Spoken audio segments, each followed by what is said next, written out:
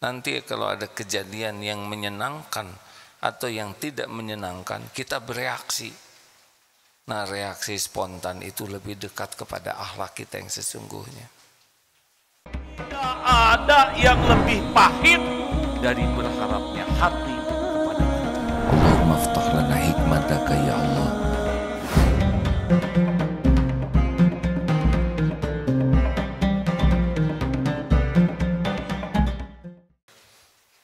Ya, duduk silakan.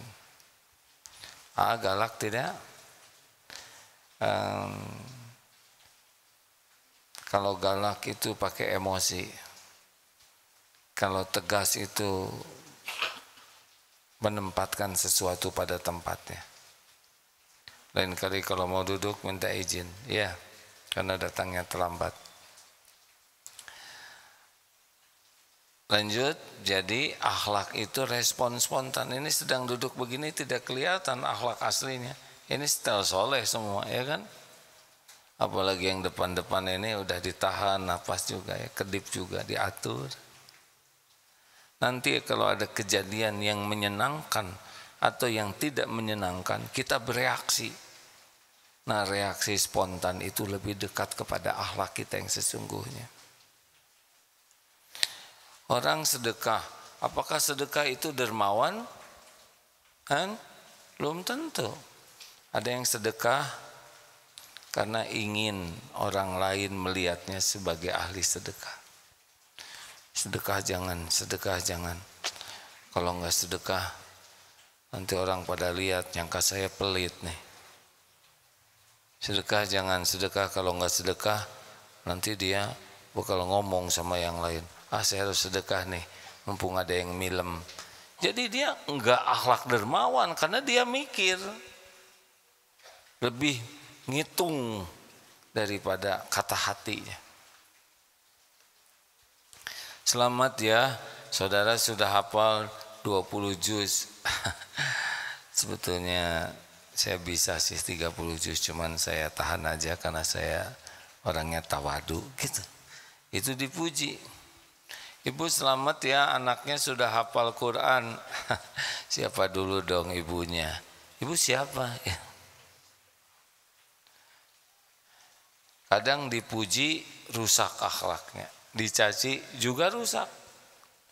Monyet, anjing. Nah, begitu. Ada yang begitu. Ada juga yang disebut, monyet, bukan. Assalamualaikum. Ada. Sama ujiannya. Akhlak itu respon spontan. Kalau orang sudah baik hatinya, kejadian apapun, baik susah maupun senang, tetap baik. Ini kasihan tahajudnya semalaman kelihatan, dibangunkan. Ya, cuci muka deh.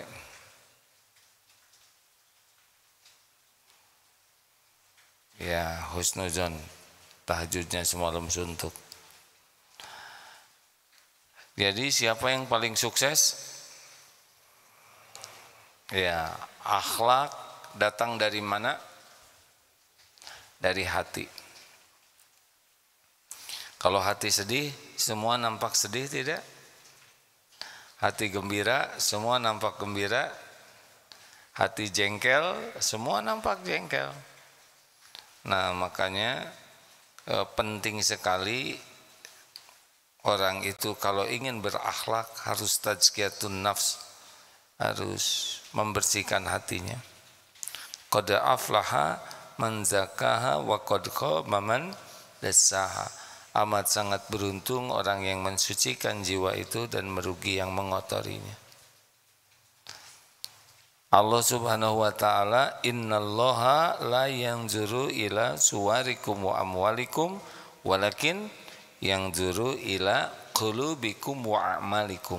Sesungguhnya Allah tidak melihat rupa dan hartamu, tapi Allah melihat hati dan amalmu.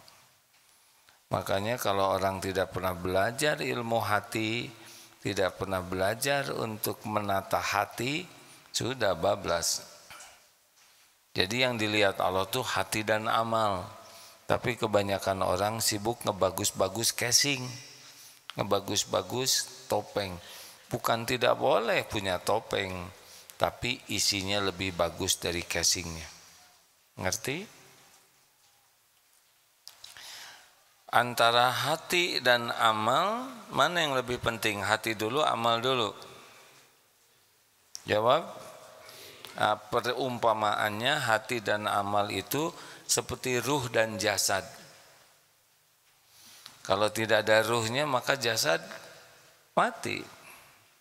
Tapi kalau ada ruhnya aja tidak ada jasadnya, horor.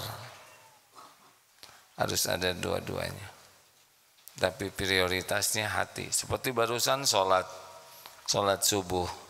Jasad kita sholat, tapi hati kita belum tentu ingat ke Allah. Iya kan? Nah, makanya orang yang akhlaknya baik itu hatinya baik dan jasadnya mengikuti. Nah, hati yang itu dibagi 3. 1, qalbun mayit, orang yang hatinya mati. Ini semua pada apal, semuanya ditalar, ini ilmu nih. Qalbun mayit, orang yang hatinya mati, dia jasadnya manusia tapi perilakunya lebih buruk dari binatang. Tidak kenal Allah, dia hidupnya Tuhannya nafsu. Kejam, keji. Yang kedua, qalbun marid, orang yang hatinya sakit. Orang yang hatinya sakit, dia punya iman, dia orang Islam, tapi ya sombong, ujub, dengki, makin kompleks penyakitnya. Cirinya apa? GTA, galau, tiada akhir, sengsel, sengsara selama-lamanya, liur wae.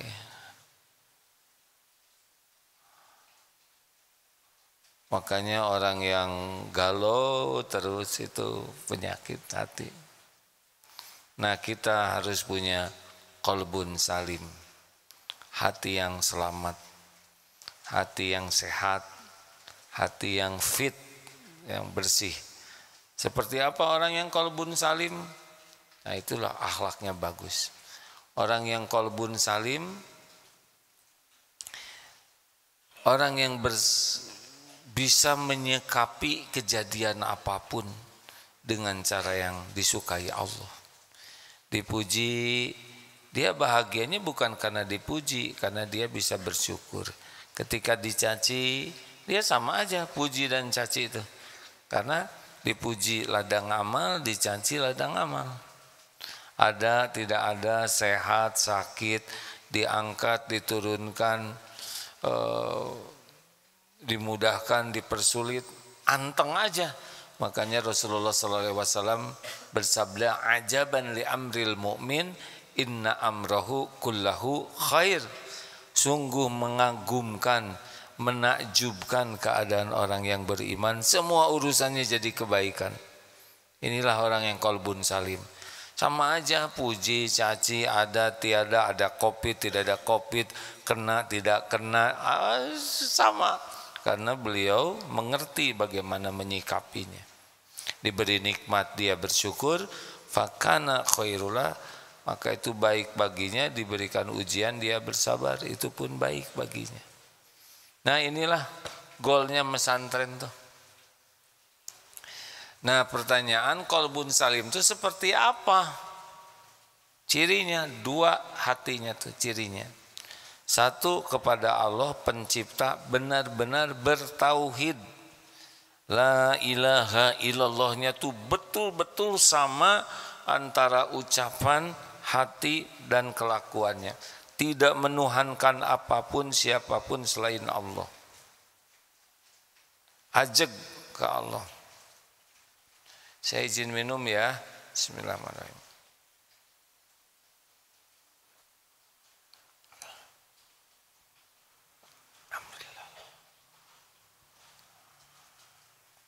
Alhamdulillah. Ya saudara, cobalah sekali-kali bangun jam 1 terus ceramah. Sejujurnya memual.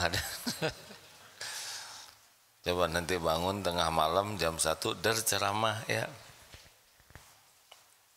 Aslinya maunya begini nih. Tapi kan tidak boleh diperlihatkan. Cuman kelihatan kan. Nah, rekan-rekan sekalian. Jadi kepada pencipta bagaimana?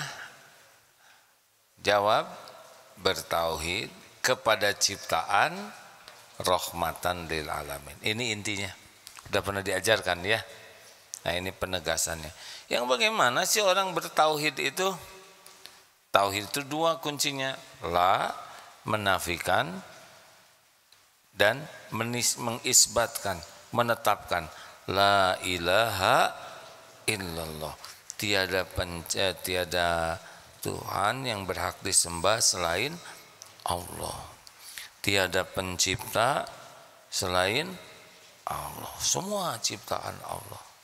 Tiada pemilik selain Allah. Semuanya milik Allah. Tidak ada orang kaya yang asli. Tidak ada orang kaya. Wah, itu hebat. Enggak hebat sama sekali.